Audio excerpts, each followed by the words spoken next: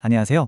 장기요양 현장에서 묵묵히 애쓰시는 모든 선생님들을 위해 꼭 필요한 내용을 준비했습니다. 오늘 우리는 돌봄의 가장 근본이 되는 가치, 바로 어르신들의 인권보호 지침에 대해 명확하고 깊이 있게 알아보는 시간을 갖겠습니다. 이 문장이 오늘 우리가 나눌 이야기의 전부라고 해도 과언이 아닐 것 같아요. 어르신을 존중하는 돌봄 문화, 이게 거창한 게 아니고요. 바로 우리 선생님들의 작은 행동 하나하나에서 시작된다는 점 꼭 마음에 새겨주시면 좋겠습니다. 자, 그럼 오늘 어떤 순서로 이야기 나눌지 한번 볼까요? 먼저 노인 인권이 왜 돌봄의 핵심인지부터 시작해서요. 어르신들이 가진 기본적인 권리들을 짚어볼 겁니다. 그리고 이건 정말 중요한데 노인 학대의 6가지 유형을 자세히 알아보고 이걸 막기 위해 우리가 뭘 해야 하는지, 또 혹시라도 학대를 발견했을 때 어떻게 대처해야 하는지까지 차근차근 살펴보겠습니다. 네, 그럼 바로 첫 번째 이야기부터 시작해 볼게요. 돌봄의 핵심, 바로 노인 인권입니다. 우리가 매일 하는 모든 서비스의 바탕에는 바로 이 인권이 있어야 합니다.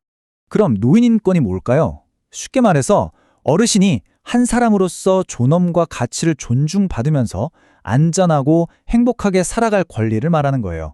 그러니까 단순히 규칙을 지킨다, 이런 차원을 넘어서는 거죠. 어르신 한 분 한 분을 진심으로 존중하는 그런 돌봄 문화 자체를 만들어가는 일입니다. 그럼 어르신들께서 가지신 기본적인 권리, 우리가 현장에서 꼭 지켜드려야 할 것들이 구체적으로 뭔지 한번 알아볼까요? 크게 5가지로 기억하시면 되는데요. 첫째, 존엄한 인간으로 대우받을 권리. 나이나 건강 상태 같은 걸로 함부로 대하면 안 된다는, 너무나 당연한 거죠. 둘째, 자기결정권. 어르신 본인의 삶에 관한 건 스스로 결정할 권리가 있다는 거예요. 셋째, 차별받지 않을 권리. 그리고 넷째, 모든 종류의 학대로부터 안전하게 보호받을 권리가 있습니다. 마지막으로 5째, 사생활을 보호받을 권리. 이 5가지는 우리가 어르신들께 드리는 약속이라고 생각해야 합니다. 이제 조금은 무거운 주제일 수도 있지만 우리가 꼭 알아야 하는 부분입니다. 바로 노인학대의 유형인데요. 어떤 것들이 있는지 정확히 알아야 우리가 어르신들을 더 잘 지켜드릴 수 있겠죠? 6가지 유형을 하나씩 짚어보겠습니다. 먼저 신체적 학대입니다. 이건 말 그대로 어르신의 몸에 직접적인 고통이나 상처를 주는 모든 행위를 말해요. 여기서 중요한 건 그럴 의도는 아니었는데요, 이게 통하지 않는다는 거예요. 결과적으로 해를 입혔다면 학대가 될 수 있습니다. 때리거나 미는 건 물론이고요. 어르신 의사와 상관없이 억지로 몸을 움직이게 하는 것, 또 신체를 묶는 행위, 이런 것들이 모두 명백한 신체적 학대입니다. 두 번째는 정서적 학대인데요.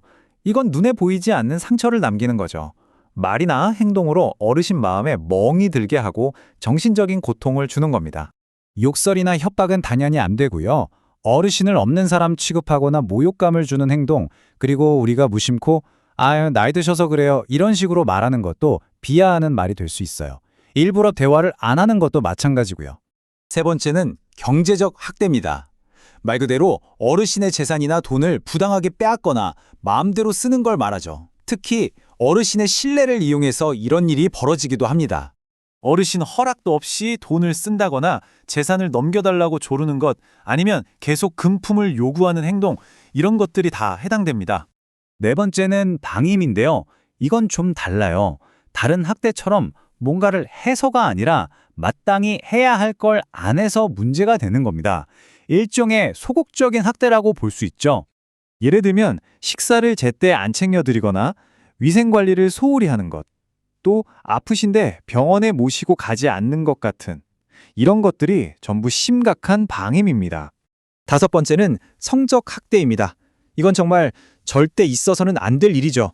어르신 의사에 반해서 성적으로 불쾌감이나 수치심을 주는 모든 행동에 해당됩니다. 직접적인 신체 접촉뿐만이 아니에요. 성적인 농담을 하거나 어르신이 수치심을 느낄 만한 행동을 하는 것도 모두 포함됩니다. 가장 중요한 기준은 바로 어르신이에요. 어르신이 불쾌했다, 수치스러웠다 라고 느끼셨다면 그게 바로 성적 학대입니다. 마지막 6번째, 유기입니다. 이건 말 그대로 돌봄이 필요한 어르신을 그냥 버려두는 거예요. 보호해야 할 사람이 책임을 다하지 않고 내버려 두는 거죠. 연락을 딱 끊어버리거나 돌봐야 할 사람이 그냥 떠나버리는 경우, 이런 게 바로 유기입니다. 이건 정말 심각한 범죄고 당연히 법적인 처벌도 받게 됩니다. 네. 이렇게 학대의 유형들을 알아봤는데요. 그냥 이런 게 있구나 하고 넘어가면 안 되겠죠? 그럼 이런 안타까운 일을 막기 위해서 우리가 현장에서 뭘 할 수 있을지 우리의 역할에 대해 이야기해 보겠습니다. 딱 4가지만 기억하시면 됩니다. 첫째, 늘 존중하는 태도를 잃지 않는 것. 둘째, 어르신의 의견을 먼저 묻고 존중해 드리는 것. 셋째, 혹시라도 어르신 몸에 상처가 있거나 평소랑 다른 모습 같은 그런 학대 징후가 보이면 바로 알리는 것. 그리고 마지막으로 오늘처럼 인권 교육에 열심히 참여해서 계속 배우는 거예요. 혹시라도 현장에서 학대가 의심되는 상황을 보셨다면 절대 망설이면 안 됩니다. 내가 나서도 될까? 이런 생각은 접어두시고요. 바로 행동해야 합니다. 우선 기관 책임자에게 알리시고 또 노인보호 전문기관 전화번호 1577-1389 여기로 꼭 신고를 해주셔야 합니다. 오늘 쭉 이야기 나눠봤는데요. 마지막으로 이 말씀을 꼭 드리고 싶어요.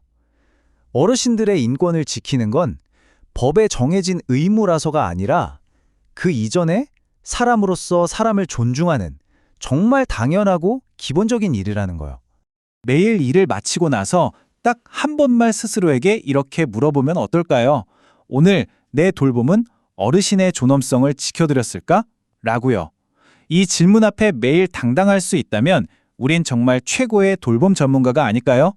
오늘 이야기 들어주셔서 정말 감사합니다.